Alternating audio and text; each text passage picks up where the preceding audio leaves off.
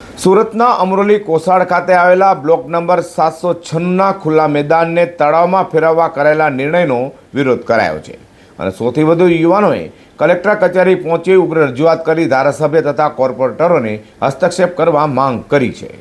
સુરત શહેરના અમરોલી કોસાડ વિસ્તારમાં આવેલા સરકારી બ્લોક નંબર 796ના ખુલ્લા મેદાનને તળાવમાં ફેરવવાના વહીવટીતંત્રના નિર્ણય સામે સ્થાનિક યુવાનોમાં ભારે રોષ જોવા મળી રહ્યો છે। આજે મોટી સંખ્યામાં યુવાનો અને સ્થાનિક રહીશોએ ભેગા મળી કલેક્ટર, મામલતદાર અને ભૂસ્તર શાસ્ત્રીને આવેદનપત્ર પાઠવી આ કામગીરી તાત્કાલિક અટકાવવાની માંગ કરી છે।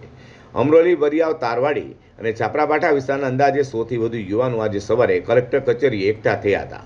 સાગર વણજારા અને અન્ય યુવા અગ્રણીઓની આગેવાનીમાં તંત્રને રજૂઆત કરવામાં આવી હતી કે વર્ષોથી આ સરકારી મેદાનનો ઉપયોગ યુવાનો ક્રિકેટ રમવા અને સરકારી ભરતીની પરીક્ષાઓ માટે શારીરિક તૈયારી કરવા માટે કરી રહ્યા છે। હવે આ મેદાન છીનવી લેવાના પ્રયાસો થઈ રહ્યા છે, જેથી યુવાનો દ્વારા ધારાસભ્ય અને કોર્પોરેટરોને હસ્તક્ષેપ કરવા માંગ કરી હતી। જો આ મેદાન તળાવ બનવાની મંજૂરી રદ કરવામાં નહીં આવે તો આગામી દિવસોમાં યુવાનો દ્વારા ઉગ્ર આંદોલન કરવાની ચીમકી પણ ઉચ્ચારાઈ છે। નમસ્કાર, હું સાગર વણજારા। આપણે ward number 1, ward number 2 Amroli, Variyav, Tarwadi, Chhaprabhatha યુવાનો માટે જે સરકારી જગ્યા છે બ્લોક નંબર 796 વાળી, ત્યાં રોજે સવારે 100થી 200 યુવાનો ત્યાં મેચ રમે છે, સરકારી પરીક્ષાઓની તૈયારી કરે છે અને એ યુવાનો દરરોજ ત્યાં રમે છે, તેમના ભવિષ્ય સાથે ચેડા થઈ રહી છે। ત્યાં જે સરકારી જગ્યા છે ત્યાં સુજલામ સુફલામ જળ અભિયાન અંતર્ગત અમુક ભૂમાફિયાઓ સરકારી અધિકારીઓ સાથે મળીને આ તળાવ અને ઠરાવ મંજૂર કરાવી દીધું છે અને ત્યાં મશીનરી ઉતારીને એ તળાવ ખોદવાનું કાવતરું કરી રહ્યા છે।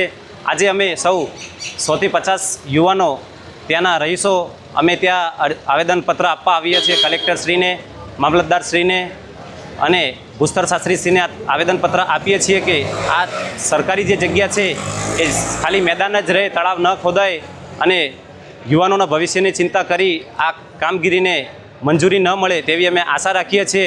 આ જે જગ્યા છે ત્યાંથી 300 મીટરના અંતરે અમારી પાસે સરકારી તળાવ છે, ત્યાં તમામ સુવિધા છે અને ત્યાંના અમારા આજુબાજુ જે રહીશો છે એમને તળાવની કોઈ જરૂર નથી અને આ જે પણ કંઈ થઈ રહ્યું છે એ અચાનક અને આટલું જલ્દી થઈ રહ્યું છે, તેથી અમે આ કામગીરી હાથ ધરી રહ્યા છીએ।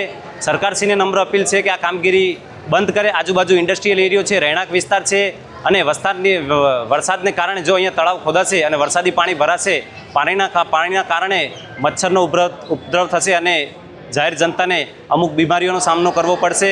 મેદાનમાં તળાવ બનાવવાના વિરોધમાં મોટી સંખ્યામાં યુવાનો અને સ્થાનિક રહીશોએ ભેગા મળી કલેક્ટર, મામલતદાર અને ભૂસ્તર શાસ્ત્રીને આવેદનપત્ર પાઠવી આ કામગીરી તાત્કાલિક અટકાવવા માંગ કરી છે।